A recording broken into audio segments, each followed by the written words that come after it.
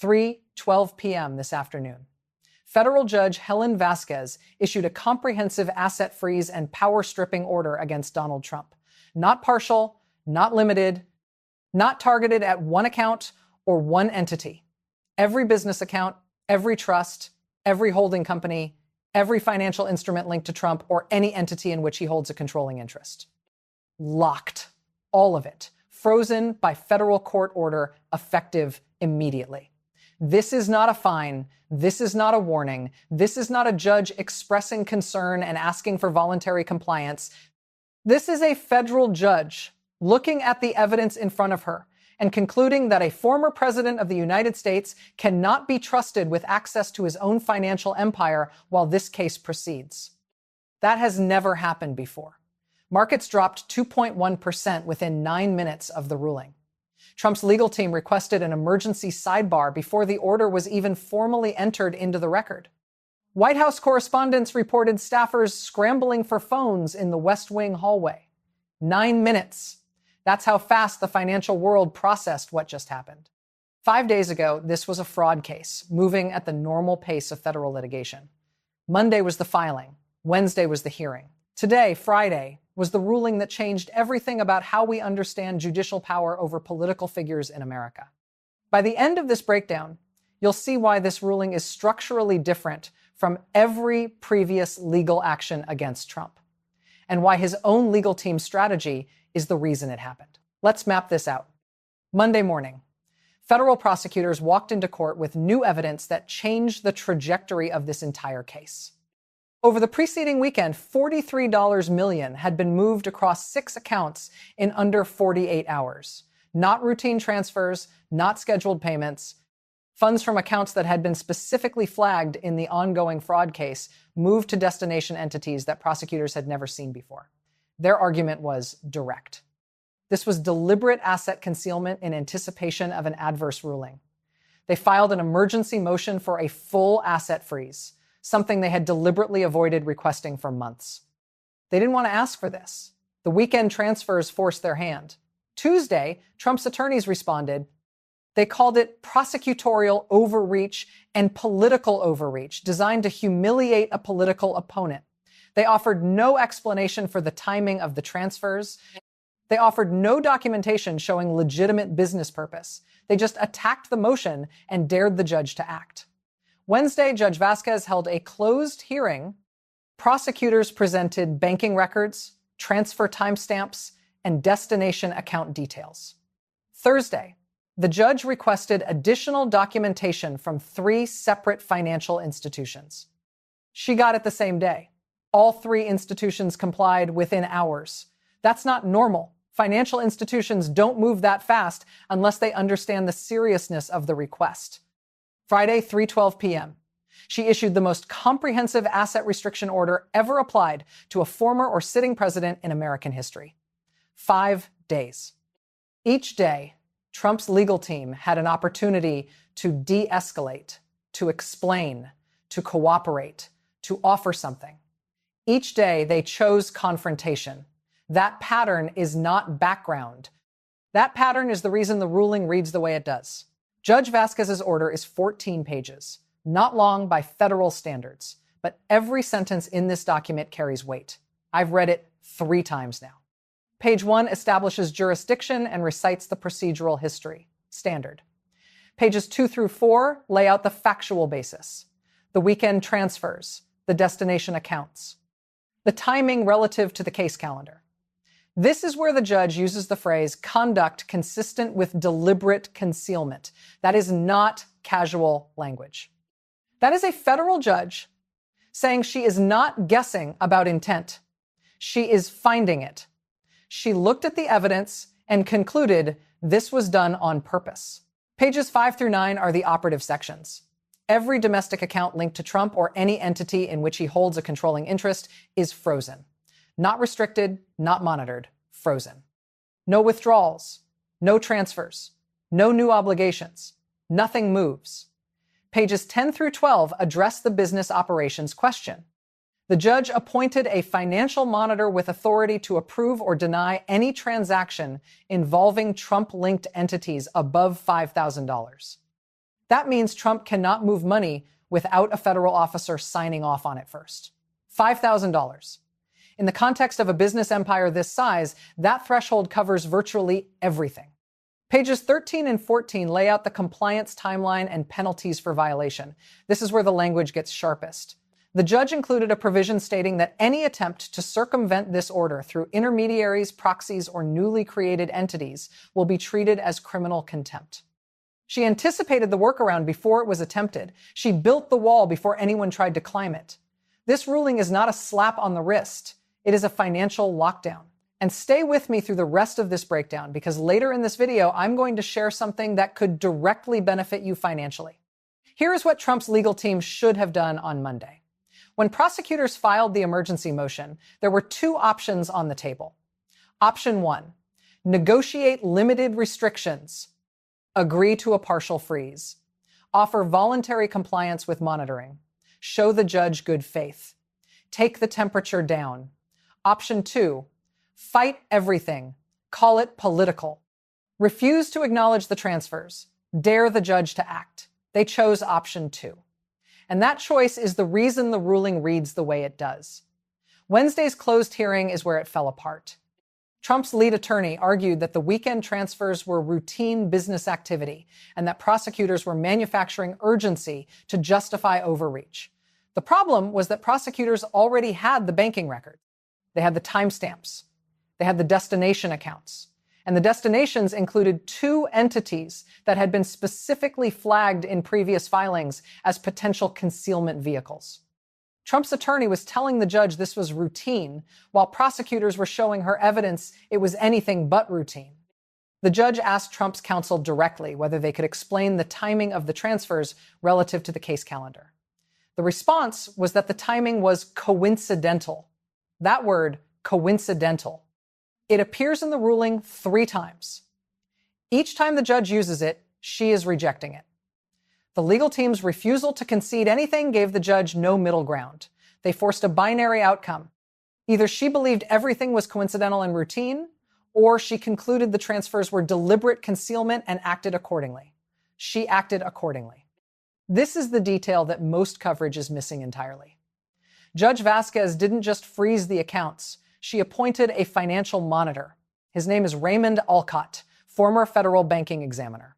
28 years of experience reviewing complex financial structures for regulatory compliance. He has been given authority to review, approve, or deny any financial transaction involving Trump-linked entities above $5,000. Let that number sink in. $5,000. In the context of a business empire that moves millions daily, that threshold covers virtually every meaningful transaction that exists. Think about what that means operationally. Payroll for Trump Organization employees has to be approved. Vendor payments to contractors, maintenance companies, suppliers have to be approved. Loan payments on properties have to be approved. Legal fee payments to the attorneys currently fighting this case have to be approved by the federal monitor overseeing the case they are fighting.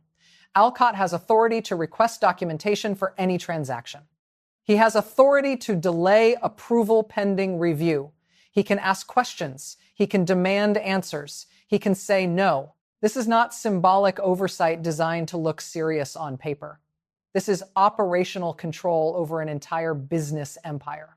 Trump's businesses now function at the speed Raymond Alcott allows them to function, not faster. Financial monitors have been appointed in fraud cases before. That is not new. But typically for corporations, typically for entities with no political significance, not for a former president's personal business empire spanning hotels, golf courses, media companies, and licensing deals across multiple countries. The scope of this appointment is what makes it extraordinary. Alcott doesn't just see the books. He controls the flow. Every dollar in, every dollar out. All of it goes through him now. 40 minutes. That's how long it took. 40 minutes after the ruling dropped, Trump was on Truth Social, calling Judge Vasquez a radical activist judge and the ruling a communist-style asset seizure designed to destroy him financially before trial. That was post 1. 12 posts followed in the next 2 hours. His language escalated with each one. By post 4, he was calling the freeze unconstitutional and politically motivated.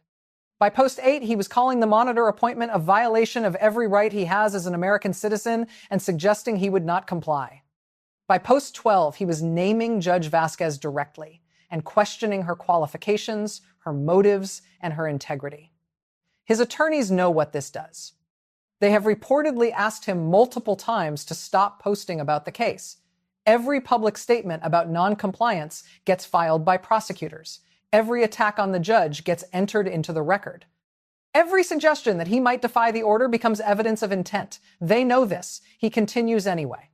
The posts from Friday evening are already cited in a supplemental filing prosecutors submitted Saturday morning. They used his own words, direct quotes from his own social media platform. They argued that the monitoring provisions are justified because the defendant has publicly expressed intent to resist the court's authority. That is not the prosecution characterizing his position. That is the prosecution quoting him verbatim. His social media is building their case in real time. Every post, every attack, every threat of non-compliance. Prosecutors are saving all of it, filing all of it, using all of it. And he keeps posting. This isn't one story anymore. It's 3, all moving simultaneously, all connected in ways most coverage is not showing you. Track 1, asset freeze enforcement. The compliance deadline is Monday at 9 a.m. Every financial institution holding Trump-linked accounts must confirm the freeze is in place. Not most institutions, not the ones that feel like cooperating. Every single one.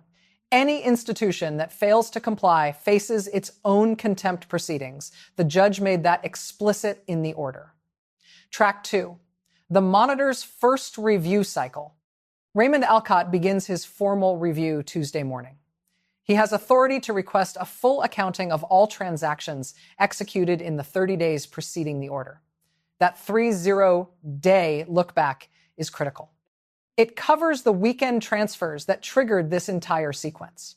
If those transfers were the only suspicious movement, the look back confirms it.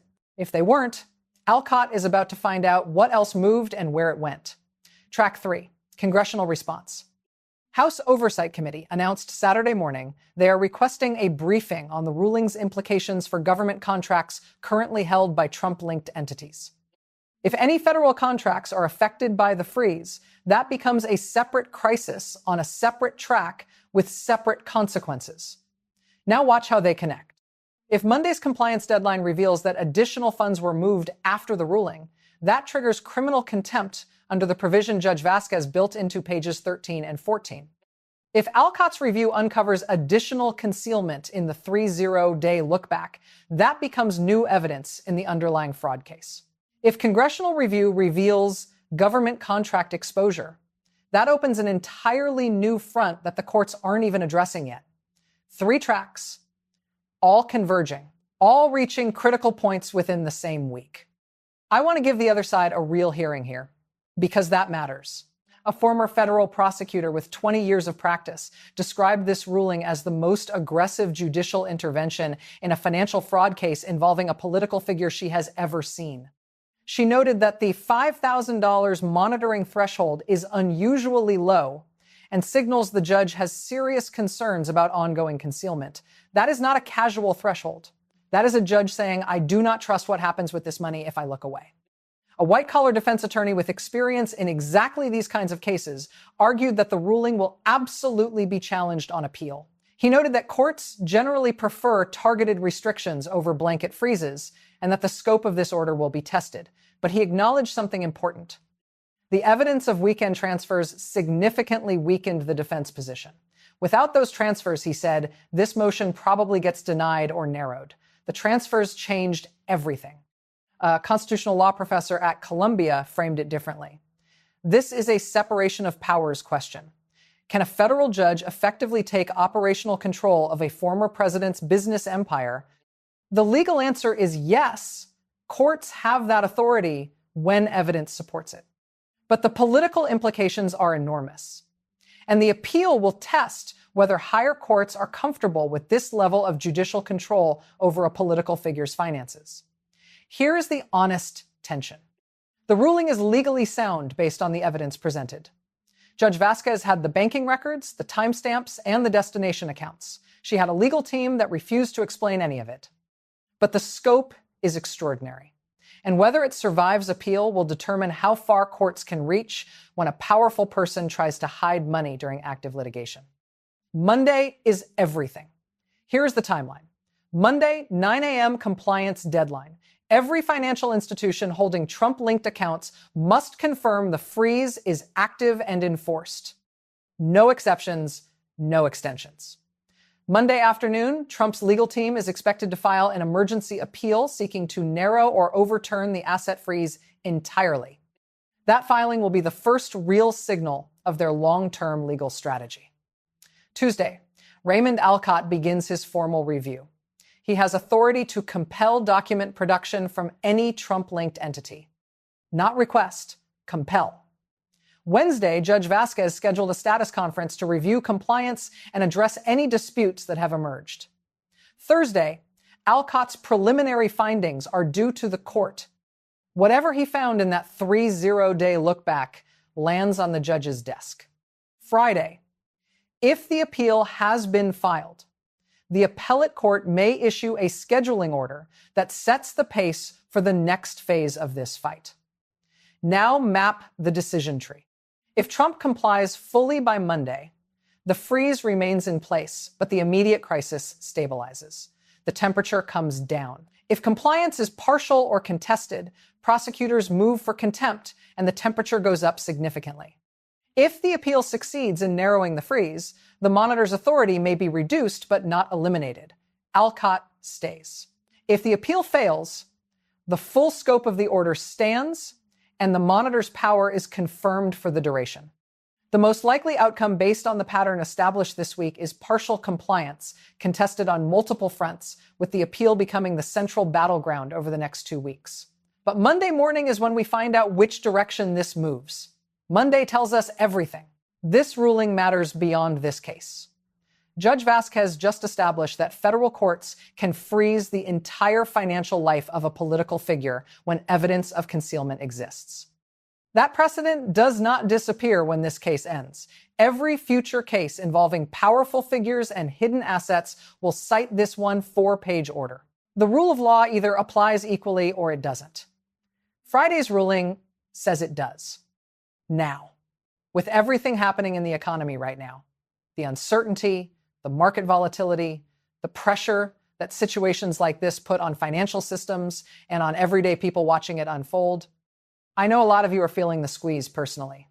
Costs are up, budgets are tight, and when the news cycle is dominated by stories about people moving $43 million over a weekend, it can feel like the system works for everyone except regular people. That is why I want to share something genuinely useful before we wrap up. Amazon is currently giving away $750 gift cards to eligible residents in the US, UK, Canada, and Australia. This is a real opportunity to put $750 back in your pocket, and it takes about 2 minutes to enter. If you want to claim yours, click the link on our channel page. If you are watching on your phone, tap our profile picture to go to the channel page, and you will see the link right there. A screenshot is about to appear on screen showing you exactly where to find it. If you are watching on a computer or TV, a QR code is going to pop up on screen right now. Open your phone camera, point it at the square, and tap the link that appears. That's simple. Thousands of people have already entered, and this won't last forever.